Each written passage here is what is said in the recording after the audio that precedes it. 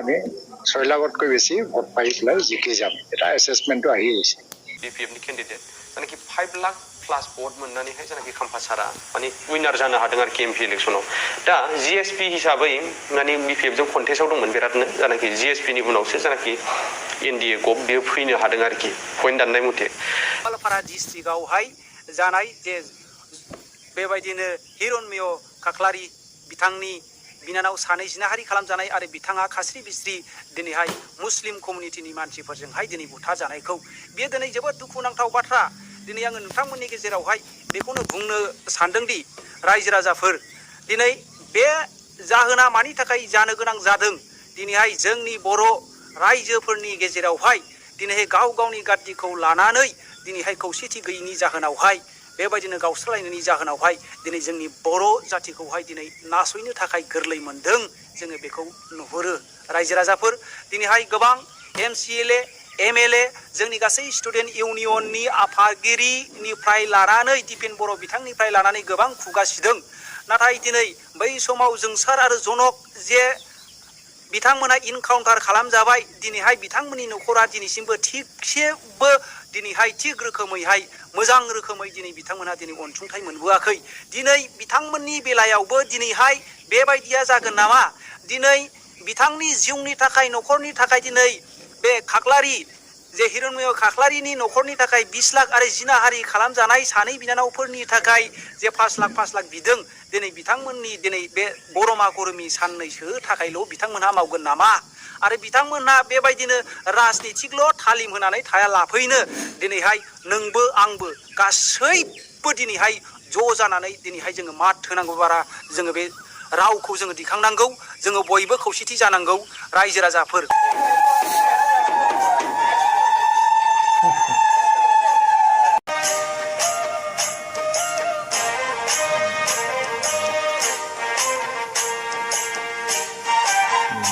जोंनि बे आयोजनखौ लानाया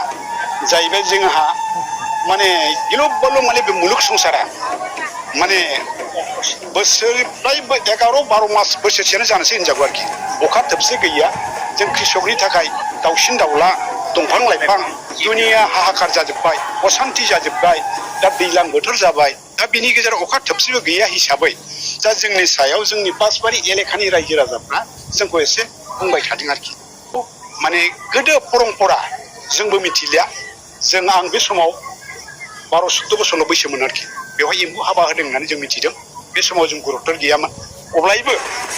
बेखौ जोङो मिथिदों होननानै खोनादों होननानै दा जोंखौ बे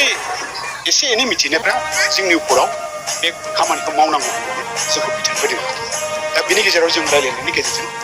जाबायबो मोजाङैनो जानानै नैबे जों बे आयोजन खालामनाया जोंनि ब्रह्म धर्मजों नियम नितिजों आहुतिखौ होबाय एम्बु हमनानै माने जोङो मोजाङैनो हाबाखौ होबाय जोंनि ब्रह्म धर्म नियम निति हिसाबै आरो बिनिफ्राय जोङो राभा सम्प्रदायनिफ्राय शिब मन्दिराव बिथांमोनहा माने बिसोरबो गाव गावनि धोरोमखौ लानानै गोरों गोराफ्रा पुरहितखौ लानानै बिथांमोनहा नैबे दा आयोजनखौ खालामनाय जादों आरोखि এইটো ৰিজাল্টবিলাক এটা আহি আছে টিভি যিটো এক্সিট পল এতিয়াও দিয়া নাই যদিও এটা এছেছমেণ্টত আহি গৈছে আৰু গোটেই ইণ্ডিয়াত যিটো হাৱা যিটো এনডিএৰ সপক্ষে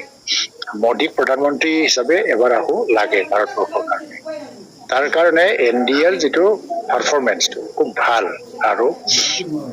এনডিএ বা ইণ্ডিয়া এলায়েন্স কম্বাইন তেওঁলোকে হয়তোবা 1,50,000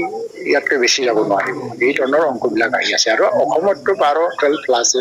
নগাঁও আৰু ধুবুৰীটো লৈ পেলাই এটা ছাছপেন্সত যিহেতু আছে কোকৰাঝাৰটো প্ৰায় ক্লিয়াৰ হৈ গ'ল 6 লাখতকৈ ওপৰত মানে আমি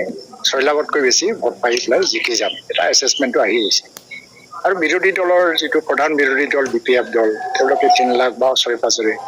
অলপমান 10% প্লাছ মাইনাছ আহি যাব পাৰে কংগ্ৰেছৰ খুব শোচনীয় অৱস্থা তেওঁলোকে মানে থাৰ্ড পজিশ্যনত যায় যদিও 1 লাখ বা 1 লাখৰ 10% প্লাছ মাইনাছ গুচি যাব পাৰে আৰু আটাইতকৈ শোচনীয় যিটো এটা পাৰফৰ্মেঞ্চ যিটো জিএছপি অবৰো নামত যিসকলে এটা ঢৌ তুলিছিলে এইবাৰ আটাইতকৈ তলত তেওঁলোকৰ গ্ৰাফটো গুচি গৈছে 4 নম্বৰ বা 5 নম্বৰ গুচি যাব মানে অসমত 12টা 12 প্লাছটো প্ৰায় নিশ্চিত আৰু দুটাৰ যিটো ছাছপেঞ্চ চলি আছে আকৌ এইটো মানে কেইদিনমান পিছত ক্লিয়াৰ হৈ যাব পাৰে 12+ হ'ব পাৰে কিন্তু আমি 14টা বুলি ক'ব নোৱাৰোঁ